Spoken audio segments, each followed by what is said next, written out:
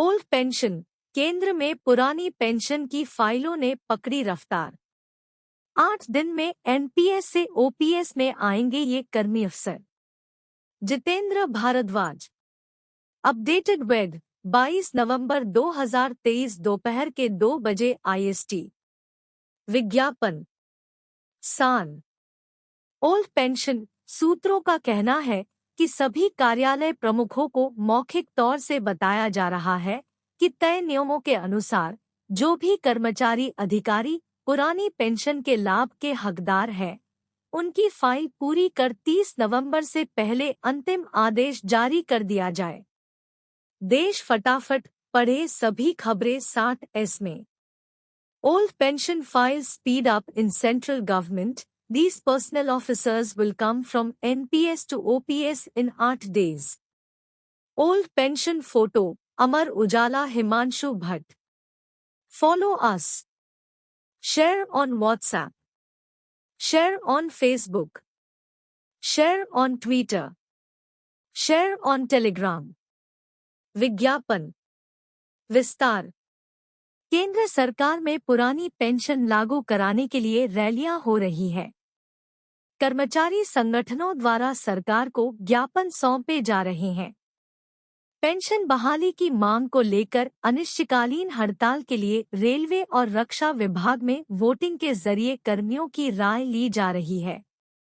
दूसरी तरफ विभिन्न सरकारी विभागों में कुछ कर्मियों और अधिकारियों को पुरानी पेंशन व्यवस्था में शामिल करने के लिए फाइलों ने भी रफ्तार पकड़ ली है। केंद्रीय मंत्रालयों और विभागों के पास अब महज 8 दिन बचे हैं। उक्त अवधि में ही उन्हें सभी औपचारिकताएं पूरी कर उन कर्मियों अधिकारियों की सूची जारी करनी होगी जिन्हें एनपीएस से ओपीएस में शामिल किया गया है। 30 नवंबर से पहले जारी होगा फाइनल ऑर्डर।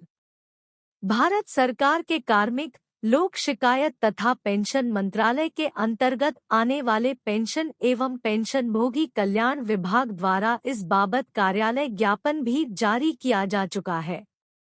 सूत्रों का कहना है कि सभी कार्यालय प्रमुखों को मौखिक तौर से बताया जा रहा है कि तय नियमों के अनुसार जो भी कर्मचारी अधिकारी पुरानी पेंशन के लाभ के हकदार हैं, उनकी फाइल पूरी कर 30 नवंबर से पहले अंतिम आदेश जारी कर दिया जाए। कुछ विभागों ने इस संबंध में डीओपीटी के कार्यालय ज्ञापन के अलावा अलग से भी पत्राचार किया है। भारतीय रेलवे, जिसमें 11 लाख से अधिक कर्मचारी हैं, वहां पर 10 नवंबर को रेलवे बोर्ड द्वारा सभी जीएम, प्रमुख वित्तीय सलाहकार, जोनल रेलवे और प्रोडक्शन यूनिटों को उक्त आदेशों से अवगत कराया गया है। रेलवे बोर्ड ने पेंशन एवं पेंशनभोगी कल्याण विभाग द्वारा 7 नवंबर को जारी कार्यालय ज्ञापन का हवाला दिया है। इसमें कहा गया है कि एनपीएस से ओपीएस में शामिल होने के विकल्प का इस्तेमाल करने वाले केंद्रीय कर्मियों के लिए प्राधिकृत अथॉरिटी द्वारा 30 नवंबर तक फाइनल आदेश जारी करना होगा। पहले इस संबंध में आवश्यक आदेश 31 अक्टूबर 2023 तक जारी किया जाना था। केंद्र सरकार के इन कर्मियों को मिला था विकल्प।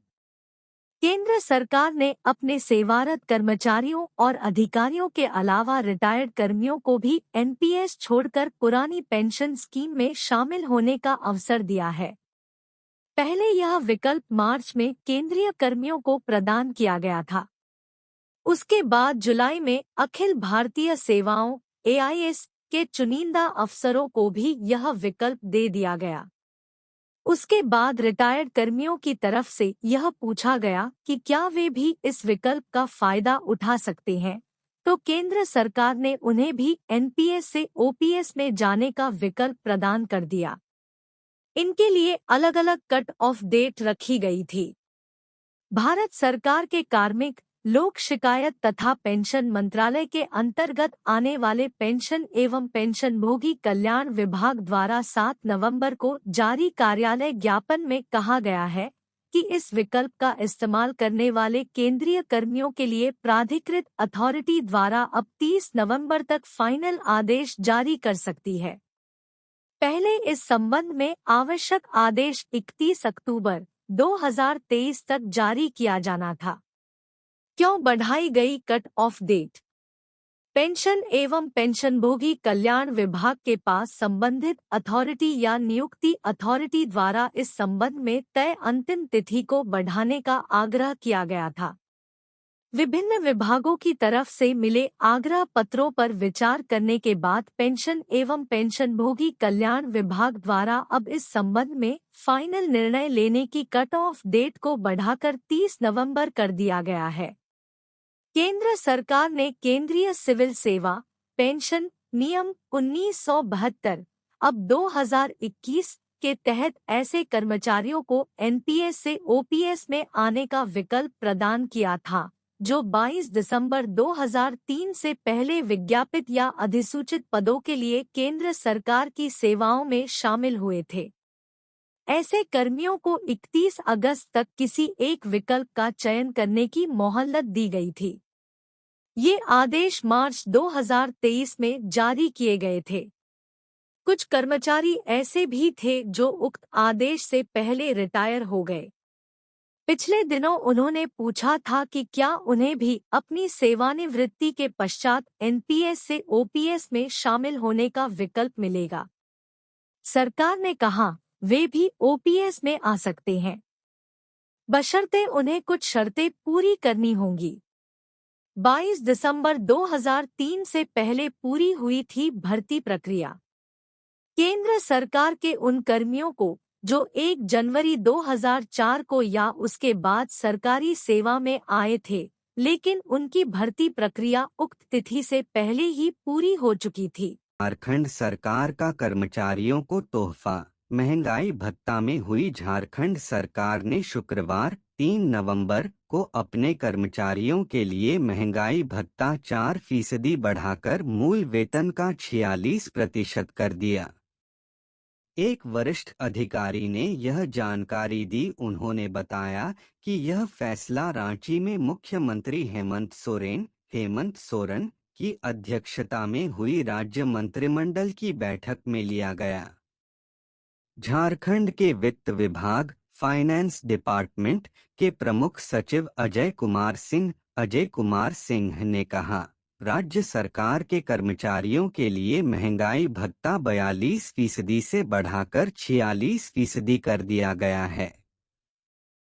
महंगाई भत्ते (दा) में बढ़ोतरी 1 जुलाई 2023 से लागू होगी। सिंह के मुताबिक प्रशिक्षण 2 चरणों में दिया जाएगा। एक का संचालन दुमका में किया जाएगा, जबकि दूसरा झारखंड के बाहर होगा, क्योंकि एयरबस पायलट प्रशिक्षण की सुविधा केवल गुरुग्राम और नोएडा में उपलब्ध है। मंत्रिमंडल ने राजधानी रांची में 1.25 किलोमीटर लंबे फ्लाईओवर के निर्माण को भी मंजूरी दी।